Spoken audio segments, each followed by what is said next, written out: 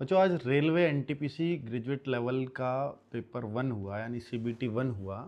तो उसका रिव्यू अगर आप इस तरह से समझेंगे कि पिछले साल के मुकाबले इस बार पेपर कैसा रहा, तो या तो कहोगे कि पिछले साल के जैसा रहा या उससे थोड़ा बहुत 19 रहा, यानी पिछली बार 20 था तो इस बार 19, थोड़ा हल्का। मतलब हल्का ऐसा भी नहीं कह सकते कि एकदम साफ साफ अंतर है, 20-19 का फ़र्क है।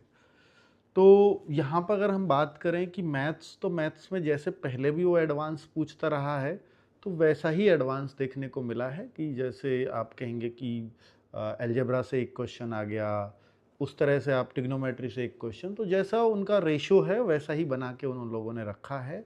मैथ्स बिल्कुल फिक्स पैटर्न पे पूछी गई है जैसे रेलवे पूछता हुआ आया है।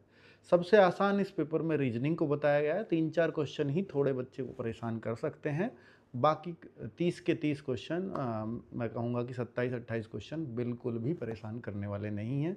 अर्थात सबसे आसान रीजनिंग पोर्शन को बता रहे हैं बच्चे। इस बार जीएस को पिछली बार से, हालांकि रीजनिंग तो पिछली बार भी ऐसी ही थी, लेकिन जीएस पिछली बार बच्चे परेशान हुए थे थोड़े से, इस बार थोड़े से कम परेशान हो रहे हैं क्योंकि इस बार रेशो सबका अच्छा रखा है उन्होंने। पॉलिटी भी पूछी है, हिस्ट्री भी पूछी है, ज्योग्राफी भी पूछी है, तो सबको जगह दी है, साइंस भी पूछी है।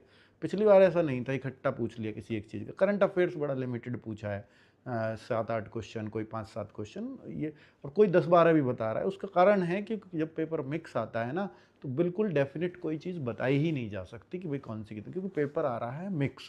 कभी मैथ्स के क्वेश्चन आ जाते हैं, कभी बीच में जीएस के आ जाते हैं, कभी रीजनिंग के आते हैं, तो मिक्स पेपर जैसी कि उम्मीद थी वैसा ही आ रहा है। तो कुछ भी सेट करके मत जाइए पहले रीजनिंग करूँगा या पहले मैथ्स करूँगा, वरना वहाँ जा के फंस जाइएगा। तो भाई अब आपको पूरा एक सेट है मन में कि हाँ, कंप्यूटर के भी 4-5 क्वेश्चंस जीएस में आ रहे हैं, तो वो मतलब पिछली बार थोड़े मुश्किल थे, इस बार थोड़े से आसान हैं कि वो पढ़े हुए मिल सकते हैं इस बार आपको। तो इसलिए मैं पेपर पिछली बार से 19 कह रहा हूँ। हालांकि पहले दिन जब बच्चे पेपर दे के आते हैं तो थोड़ा बच्चे आसान आसान करते ही हैं, उनको थोड़ा बहुत पढ़ा हुआ मिल जाता है। तो हालांकि थोड़े दिन बाद होने के बाद पेपर का असली रिव्यू आ पाता है।